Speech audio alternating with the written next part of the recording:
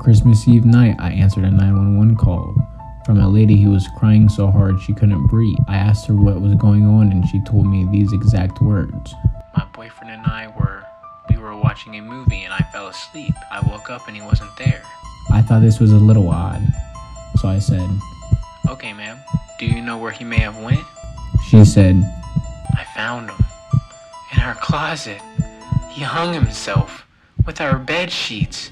I walked her through cutting him down and starting CPR. When in the middle of it, he starts making this long, raspy exhale that sounds exactly like something from a horror movie. It's the rest of his air leaving his lungs. She started to get cheerful and begging him, "Oh my God, he's breathing. Please, baby, breathe. Just breathe."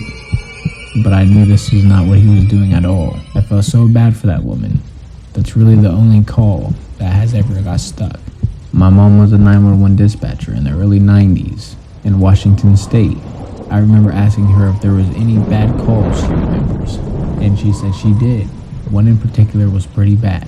She was working one year on Halloween night, and around 10 or 11 p.m. she had a call come in that a couple of guys were driving around town with a dummy or something, dragging behind their truck. The dummy was falling apart, and pieces of the clothing and plastic were being torn off and scattered around the whole city. Being Halloween, it seemed like a little prank, but she had a patrol car try to find and stop the truck. As it goes by, more and more people started to call in about it. Eventually, the patrol car caught up with the truck, and it turns out that it was a person. The guys had gone to a store earlier, and when they left, they had backed their truck into an elderly man whose clothes got caught into their rear bumper. The two guys never even knew that they were dragging around another human being all across town for miles. The elderly man passed away, and those pieces of clothing scattered around town was his clothing, flesh, and body parts. This all still gives me chills to this day. I had worked to dispatch for a total of 3 months, and in the 3 months I only received one call I would call creepy. It was the voice of a little boy, and I was trying to be calm because it felt like he was having a hard time breathing. I asked him if he was in danger, and he said "No, not anymore." I asked him why he had called, and he said, "Well, the man in the attic finally killed Mom." I asked him if he could still see his mom, and he said, "No, the man took her to the moon." I asked him if he was alone in the house, to which he replied, "No, I still have the man's dog here." I asked him what the dog's name was in hopes I could keep the boys calm. "His name is Shantan." I asked him to say it again, thinking he said Satan. "It's Shantan." The police showed up, and I still don't know whatever happened with the little boy and his mother.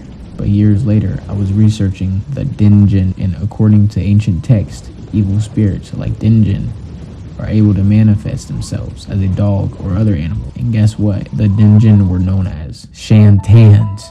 I still have a hard time sleeping at night when I think about this call.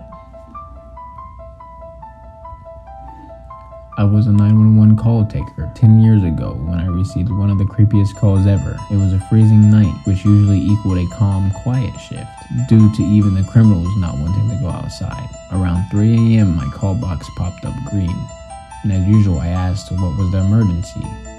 A man started frantically screaming sister was possessed by a demon, and she tried to cut his heart out while he was sleeping. He had ran when the attack started and locked himself in his bedroom. I asked him a series of questions, trying to figure out what the hell was going on. Every time he tried to answer, I heard what sounded like scratching and banging on the bathroom door.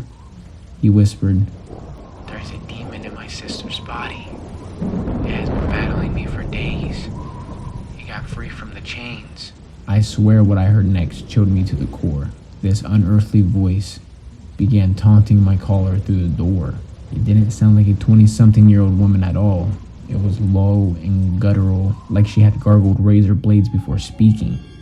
She continued to growl and speak in a strange-sounding language until police arrived. She let out a terrifying scream when the officers broke in. Then the call was over. I was shaking and I had to know what happened.